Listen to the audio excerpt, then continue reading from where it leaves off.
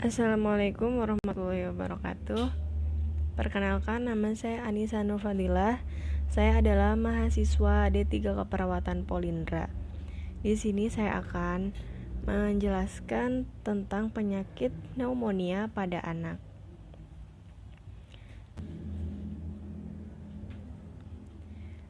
Apa itu pneumonia? Pneumonia merupakan salah satu penyakit infeksi saluran nafas bawah akut atau ISNBA. Menurut American Academy of Pediatrics, kata pneumonia berarti infeksi paru-paru yang menimbulkan radang disebabkan oleh bakteri, virus, atau organisme lainnya. Dan pneumonia ini bisa menyebar melalui udara dari orang dengan batuk atau kontak langsung dengan air ludah, juga dahak orang yang terinfeksi. Etiologinya, beberapa penyebab dari pneumonia yaitu: yang pertama bakteri, virus, jamur, aspirasi, dan inhalasi. Nah, pada bayi dan anak-anak, penyebab yang paling sering adalah virus sincial pernafasan, adenovirus, virus parainfluenza, dan virus influenza. Itu yang sering pada bayi dan anak, virus yang.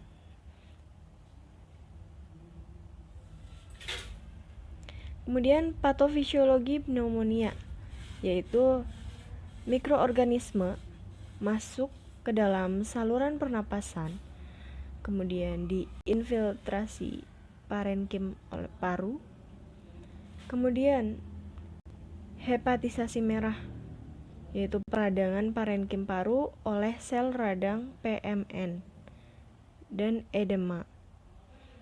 Hepatisasi kelabu, yaitu fagositosis kuman, deposisi fibrin. Kemudian ada solusi penyembuhan. Ini terjadi di alveoli, virusnya ada di alveoli. Kemudian tanda dan gejala pneumonia. Gejalanya yaitu batuk, demam tinggi terus-menerus, sesak.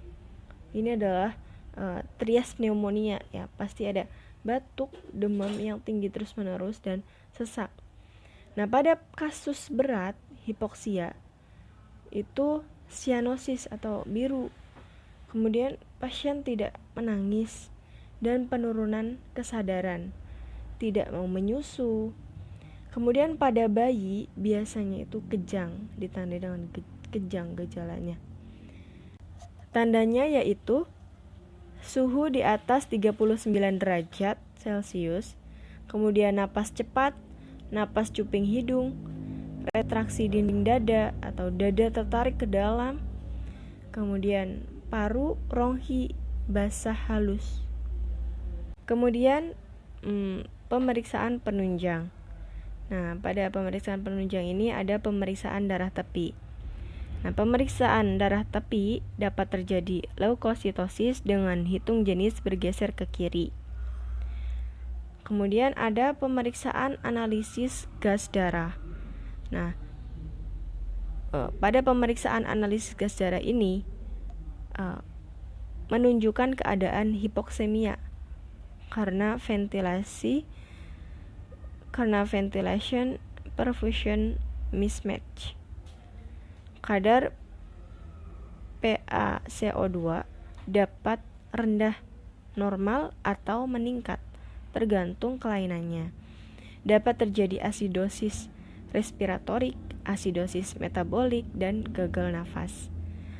Kemudian ada pemeriksaan kultur darah. Nah, pemeriksaan kultur darah jarang memberikan hasil yang positif, tetapi dapat membantu pada kasus yang tidak menunjukkan respon terhadap penanganan awal. Kemudian ada fototoraks. Kemudian penata laksanaan medis, yaitu bila dyspnea berat, berikan oksigen.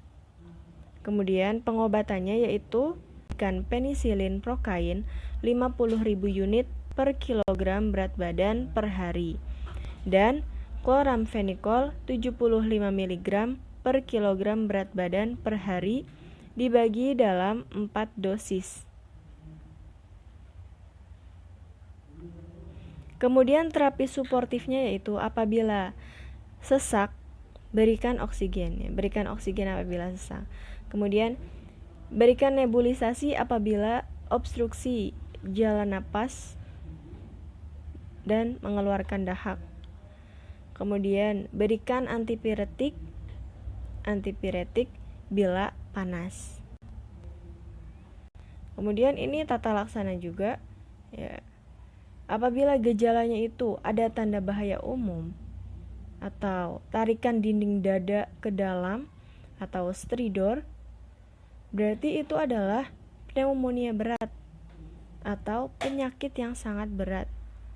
Nah, tindakannya yaitu beri dosis pertama antibiotik yang sesuai dan rujuk segera ke rumah sakit. Kemudian yang kedua, apabila napas cepat itu bisa jadi pneumonia. Nah, maka tindakannya beri antibiotik yang sesuai, beri pelega tenggorokan dan pereda batuk yang aman. Nah, jika batuk lebih dari 3 minggu, rujuk untuk pemeriksaan lanjutan. Nasihati kapan kembali segera. Kemudian kunjungan ulang 2 hari.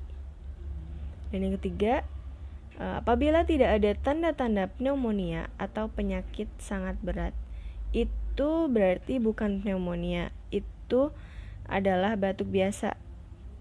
Misalnya batuk tanpa disertai dengan sesak napas yang tarikan dindingnya itu ke dalam, berarti itu bukan pneumonia, itu hanya batuk. Nah, maka tindakannya yaitu beri pelega tenggorokan dan pereda batuk yang aman. Jika batuk lebih dari 3 minggu, rujuk untuk pemeriksaan lanjutan. Nasihati kapan kembali segera. Kunjungan ulang 5 hari jika tidak ada perbaikan.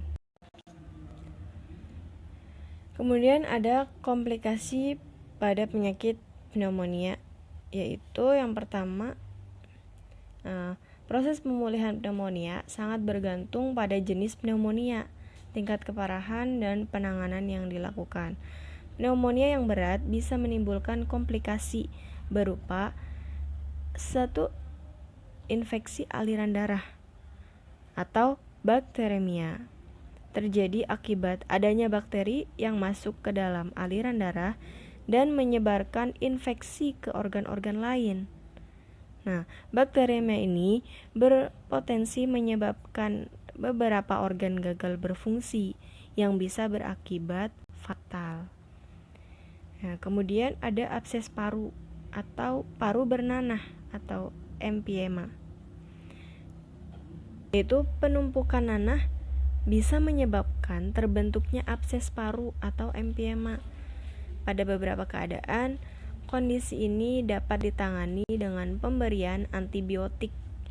Namun, jika tidak kunjung membaik, diperlukan tindakan medis khusus membuang nanahnya.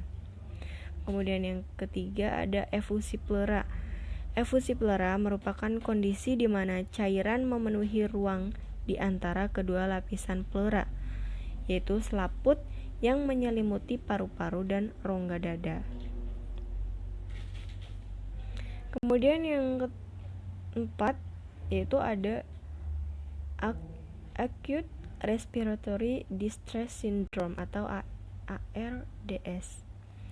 ARDS terjadi ketika cairan memenuhi kantong-kantong udara alveoli di dalam paru-paru, sehingga menyebabkan penderita tidak bisa bernapas atau gagal napas.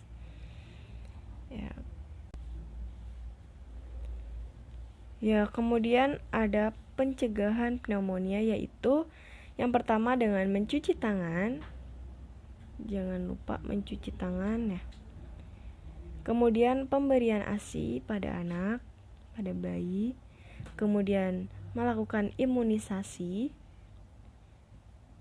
Dan hindarkan anak dari asap rokok. Kemudian istirahat yang cukup. Itu pencegahan pneumonia.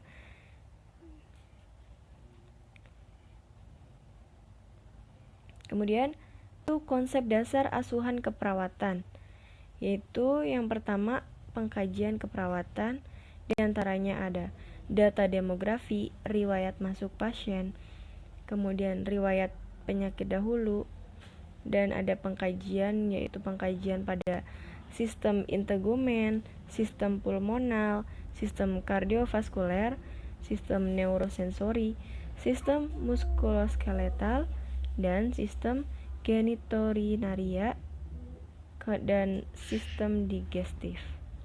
Kemudian yang kedua ada analisa data, dan yang ketiga ada diagnosis keperawatan.